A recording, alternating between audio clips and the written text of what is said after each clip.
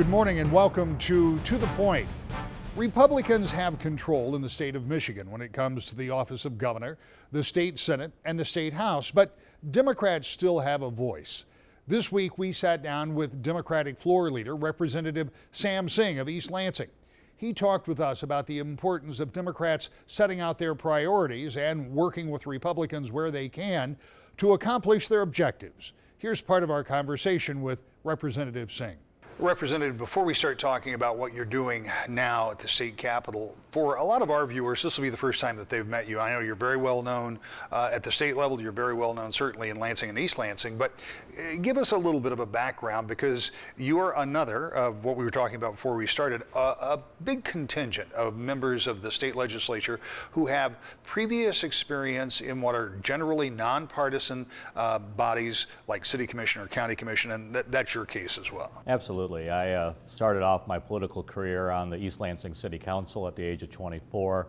I eventually worked my way up to be the mayor of the city of East Lansing. So I had a lot of opportunity to work with, whether it was Michigan State University, the city of Lansing, and the greater region, to work on economic development, to work on a number of issues, and that I think always provides a great opportunity to work in a bipartisan fashion, because when you're on a city level, there's not a Republican way or a Democratic way to do things. There's just ways to do it in collaboration in local government, and that was something I was really proud of. And that is an interesting case, because we were talking about members from Republicans and Democrats who had actually served together on county commissions, where they were able to find common ground, where they were able to find compromise, and one always makes the leap and the hope that when they come to Lansing the same thing will happen. But there seems to be somewhat of a disconnect, because by the time you get here, politics does get injected a fair amount into policy here under the dome, doesn't it? It does. You know, we have a caucus system of the way they do things. It's the similar way in Washington, D.C. So oftentimes when you come from a local government experience, you just work with your colleagues, whether they're Republican or Democrat, to get something done. But here you also have to work within a caucus, and that also adds another set of politics, whether it's on the Republican side or the Democratic side. But I still found an opportunity to work across the aisle. You know, before my city politics, I also was the president and CEO of the Michigan Nonprofit Association. So I was advocating on behalf of charities, whether it was to a Republican governor or a Democratic governor or to the legislature, regardless of party.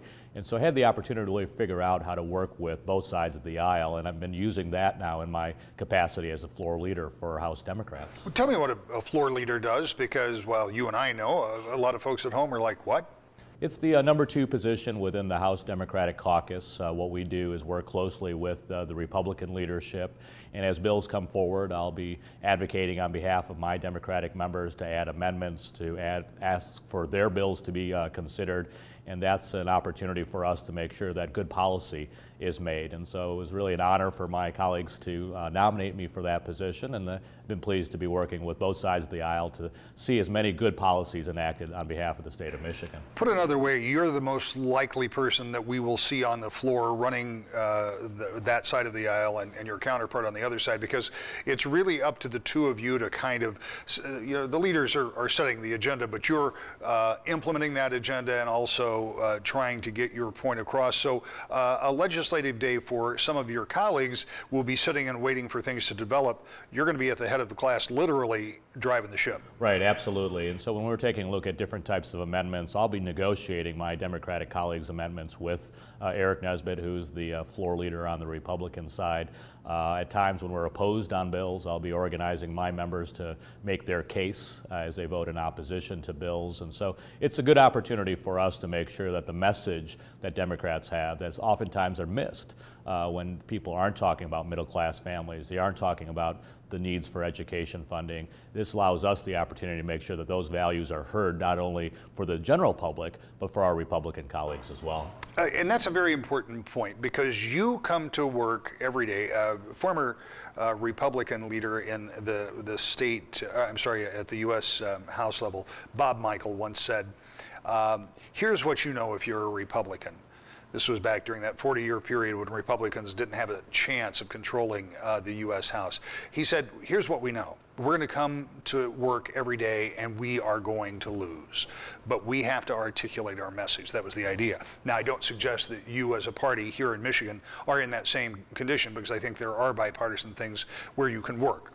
But even if you aren't going to prevail on the issue, it is important from a leadership role to at least state your case. Oh, absolutely. You know, we want to make sure that everyday Michiganders have their voice heard at the Capitol. And sometimes my colleagues on the Republican side are more focused on corporate CEOs, and I want to make sure that the middle class and working families are heard and their messages are heard. So I'll make sure, whether it's by amendments or by my own colleagues making their voices heard during the process, that that message gets heard, that those values get espoused in that public discourse. But I also think there's an opportunity for us to work in a bipartisan fashion. You know, last year we were very successful working with Governor Snyder on a number of things, and what we've seen so far is that some of my Republican colleagues are not excited about working with the governor. And I think there's an opportunity for Republicans and Democrats to do good policy. And if we can have those opportunities, we're going to work towards that. And those points in time where they don't want to work towards the common good of the state, we'll make sure our values are heard. I have a theory that suggests that Democrats may get a much larger role than one might expect. We'll explore that in a couple of moments. But first, let's talk about another way in which you are able to promote the priorities of the Democratic caucus, because you're also on the Appropriations Committee. And many people believe that where you spend your money is a clear indication of the priorities of your party or you as an individual. So you're working, again, in the minority on a very important committee. Tell me what it's like working there when you come to spend the money. And some people will say, well, it's $52 or $54 billion. The reality is you don't have purview over most of that, but still, there's that general fund budget, which runs all the things that most of us think about as government, and you have differences with the majority. Yeah, no, we are make sure that our case is heard. You know, one of the things that we've been working on is making sure that people understand the education funding issues that we have in the state of Michigan. We have a bill that has passed, waiting for the funding of it, that actually shows where are the costs for funding. You know, other states know exactly how much it costs to educate a student. Our state's never done that. The Republicans who keep cutting education say, well, we can cut here and there, but I said, well, show me the data that you use that to make these cuts, and they can't show me any data. And so we've asked that they actually do a comprehensive education analysis to see how much it costs per pupil to actually do funding, so we can actually work towards that. But we'll make sure that we fund higher education. Democrats work very closely with the business community to fight back on some of the cuts that Governor Snyder made in his first year in the budget. We were successful the last 3 budget cycles to actually see increases in higher education funding. And again, it was the education community and the business community said we need to invest more in higher education, and it was the Democrats who carried that voice, and we were able to make those changes in the budget. I don't mean for a moment to even pretend like this isn't a biased question, because I have 2 small sons, and you represent one of the biggest, the area in which one of the biggest universities in the state is located. There was a time when the state of Michigan's contribution to those universities was about 75% of their total operating costs. Tuition made up about 25%. That is now inverted, and in some cases, the percentage that the state contributes is less than 25%, meaning that tuition has to make up the other 75%. So in education, that at one time you could almost say to your young student, go get a part-time job, that will pay for your tuition and go to school. Now we have students coming out with hundreds of thousands of dollars of debts, over $4 trillion, I think, nationally, bigger than credit card debt, if I'm not mistaken. What can you do about the cost of higher education, either here in Michigan or across the board? Well, again, I think that's the big crisis that we're facing right now, is that we've burdened our young people with debt that they aren't able to get out of. And so one of the things that we've been working closely with groups like Business Leaders of Michigan is to really show where we are within funding. Right now we're in the bottom 5 states in the entire country as it comes to higher education funding, as well as providing financial aid to students. There's an opportunity for us to change that. And one of the things that we've been saying is that every year we need to add $100 million more to higher education funding. And if we want to be in the top 10 institutions or states to funding higher education, we have to get to $400 million worth of financial aid. We have a long way to go. And until we do that, we won't be competitive with other states. We won't be competitive with other countries. And every year we stop funding or not making significant levels of investments, we're going to see our students go backwards, and unfortunately our workforce go backwards. When you look at this budget process, is it different this year because of that May 5th looming ballot proposal. I've talked to the chairman of the Appropriations on both ends of the House and the Senate, and they say, well, look, we're moving forward. We've got to go ahead and do this. But still, that will be a calculus, won't it, when you come to put the final numbers together? Yeah, absolutely. The budget's not going to be completed until June timeframe anyways. So once we see what happens in May, we'll be able to make those calculations. But again, if we want to see the investments in our infrastructure, in our roads, in our bridges, we need something like Proposal 1 to pass, because if it doesn't, we're going to continue to see the state of Michigan decline. We have great opportunities. We're one of those states that, because of our location, has great export opportunities, and we can export with Canada because it's the largest trading partner. But if we don't have the infrastructure, you don't have the roads, you don't have the railways, you don't have the bridges, it's going to make that harder. And you've seen that happen with our business community, showing that we're not actually at the highest levels of export because we haven't invested in that infrastructure in the last decade. And I think we have got a great opportunity with Proposal 1 to make that shift, but we have to start investing. Again, if you're going to be in a global economy, especially a state like Michigan, where we have incredible agricultural exports, automobile exports, you have to be investing. And for the state not to have done it in the last 10 years, for this governor not to have done something significant in the last 4 years, was a mistake. It's time for us to actually move that forward. There was a plan that passed the Senate that would have simply moved the gas tax to a wholesale level and raised that, indexed it to inflation, that they believed that over a somewhat longer period of time would have raised the $1.2 billion a year, wouldn't have changed any other parameters, passed over in the Senate. I, as an observer, believe that with some Democratic votes, it could have passed in the House. I mean, that's conjecture on my part, but my head count indicated that you probably could get to 56, but the then Speaker wouldn't bring it up. Instead, the plan that we now talk about, raising the sales tax to 7% in the state, moving the sales tax off gasoline, moving the gas tax over to the wholesale level, putting more money into schools, money into the earned income tax credit, raising some registration fees, becomes very complicated. It's very hard, even though the one part that voters will vote on is that sales tax part, because that's constitutional, but that triggers all of this other, for those of us who are the casual observer, kind of a complex plan.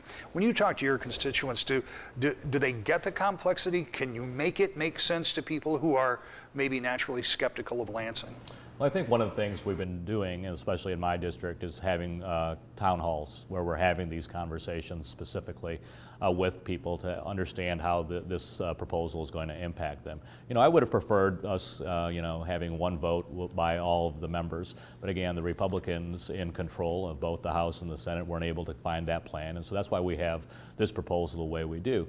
But again, these are complicated procedures when you have that level of investment, but we want to make sure that we're investing in our roads, which this plan does do. It doesn't do it at the detriment of schools or local communities, which some of the original plans by the Republicans actually had, was just taking money from schools and from local communities to fix the roads and just putting them in jeopardy. And so this plan does all of the right things. It puts money into the roads immediately. It also then protects our schools and our local communities, and that was something that was important for all of us, especially after the cuts that all the local communities have taken over the years.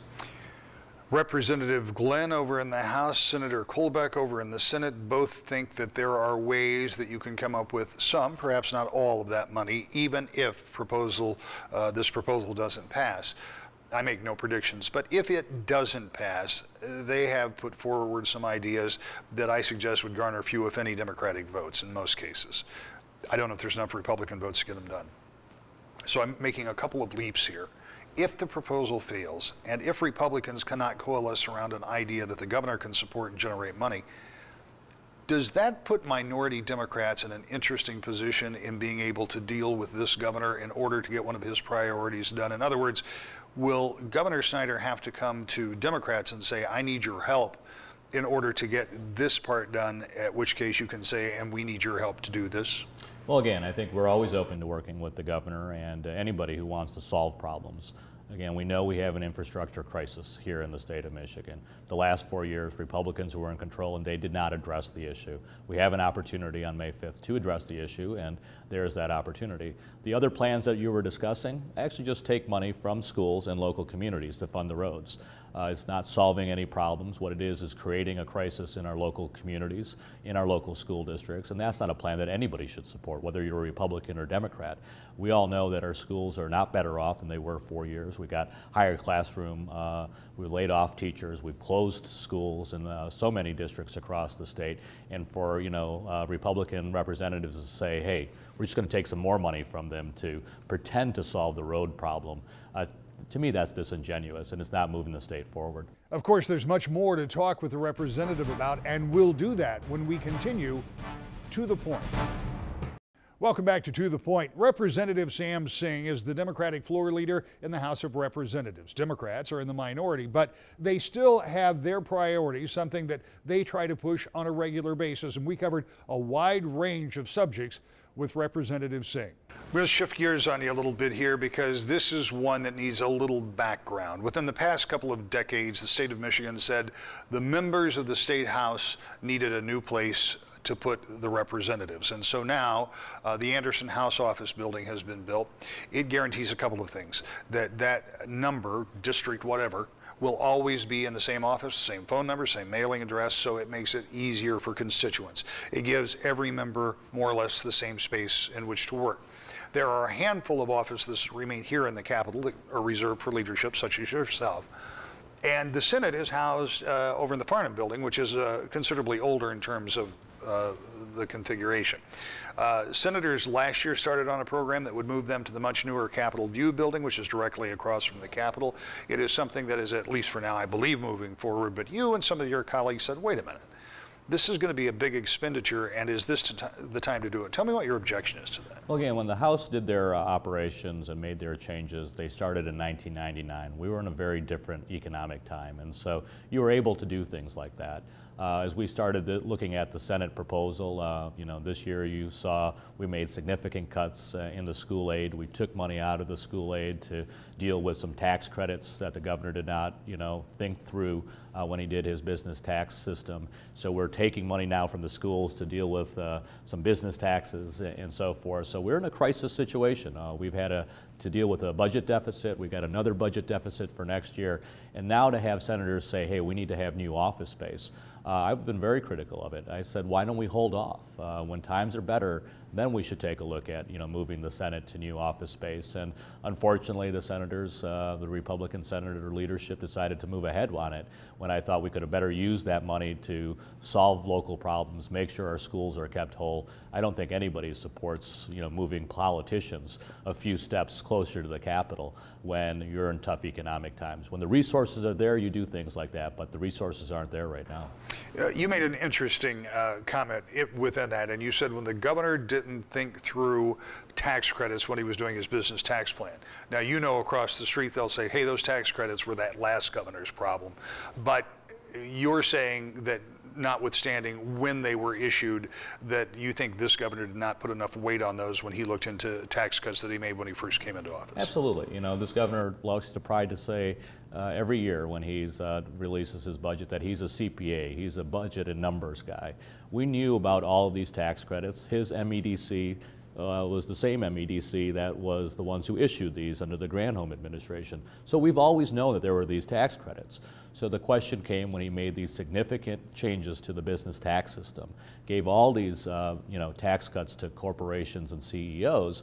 Did you account for all of those tax credits? And now we find ourselves with $200-300 million deficit because of some tax credit that he says, oh, we weren't really sure how much was coming in. And I ask myself, if you're the CPA governor, if you're the person who's the budget guy, how did you not think those things through? Why are we facing a budget deficit in the middle of the year when you should have seen that coming all along? And you should have created a business tax system that not only provided some tax cuts to small businesses, but at the same time made sure that all the other commitments that we made, whether it was under the Granholm administration or the Engler administration, both Democrat and Republicans, that you would have made sure that those revenues were there to make sure all those commitments were there. When in 2011 they passed those cuts, he claimed that the money was going to be there, and unfortunately that didn't come through. The issue that we move to now, some might say, would switch from economic to social, but I think you and others would say that the issue of same-sex marriage, while a social issue, is also an economic issue. You and your colleagues have introduced legislation, notwithstanding whatever the Supreme Court is going to rule, that would change the paradigm in Michigan. Tell me about that. Well, again, I think the business community has been one of these groups that has led on issues, whether it's marriage equality or dealing with discrimination in the workplace. I always look to the business community on a number of those issues. They asked last year that we expand the Civil Rights Act to make sure that we protected the LGBT community. They want to be able to compete in a global workforce. And if you're going to try to attract the best talent from across the country as well as across the world, you have to have an open state. And so for us to be behind other states, whether it's for discrimination protection or marriage equality, doesn't make a lot of business sense to our businesses, and doesn't make a lot of sense to me as I sit here in my role. We did introduce legislation this week to remove all the language that deals with the ban on marriage. We want to make sure the state is welcoming. We want to make sure that marriage equality is here. In the end, it's a constitutional issue. It's the 14th Amendment. Everyone has an equal opportunity. That's why you've seen all these other states across the country have now marriage equality, and I think once we get to the Supreme Court in June, that we'll see that finally in Michigan as well. But we shouldn't wait for the Supreme Court to act. We should take our own initiative here in Michigan, take and show what our values are, make sure that the business community and the workforce across the country know that we're open for business. One of the things as a reporter that we use as a tool is called the Freedom of Information Act, and we can request information from a lot of state agencies, from local agencies, police departments, et cetera, et cetera. Some of it's protected, some of it they fight, some of it we get, most of it we get, some of it we don't. But if I want to know what you're doing in this office this afternoon, for example, if I wanted to know what you were doing in this meeting right now and I sent you a FOIA, all you have to do is say, nope, doesn't apply to me.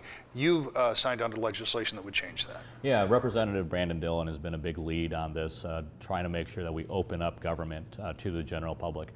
I came out of 12 years of local government. I was a mayor, a city council member. We had FOIA. You know, the local newspapers could FOIA my emails, FOIA any of the meetings that I was in, and I found that to be a good process. And that's why when I came here, I was actually surprised to learn that legislators weren't under that and the governor wasn't under that. And so, yeah, I'm very open to changing that because I think the average citizen should know and have the opportunity to know what their state government is doing. We shouldn't be hiding behind the curtain. We should be opening up the curtain and letting the general public see what we're doing. I'm all for transparency.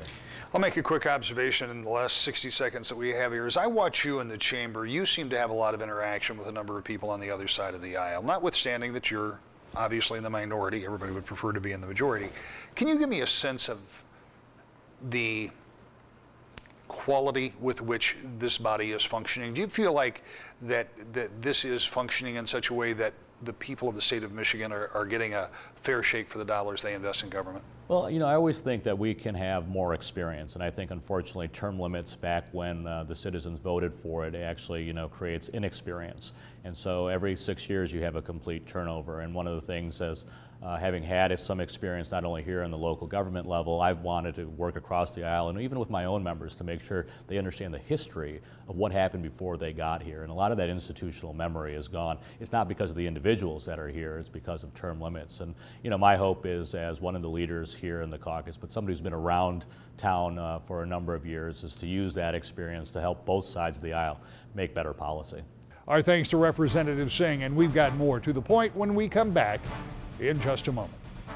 So the budget process is underway in Lansing, and as you heard Representative Singh say, he and his Democrats will continue to try to have an impact on what happens with the budget going forward, but nothing significant, or at least nothing final, will happen with the budget until after May 5th. That's when that big roads proposal will be on the ballot, and you will be asked to vote up or down on raising your sales tax. That would then trigger a number of other changes that would raise money for roads and some other issues. That is the big linchpin as to what happens with the budget this year in Lansing, so we're watching that very carefully.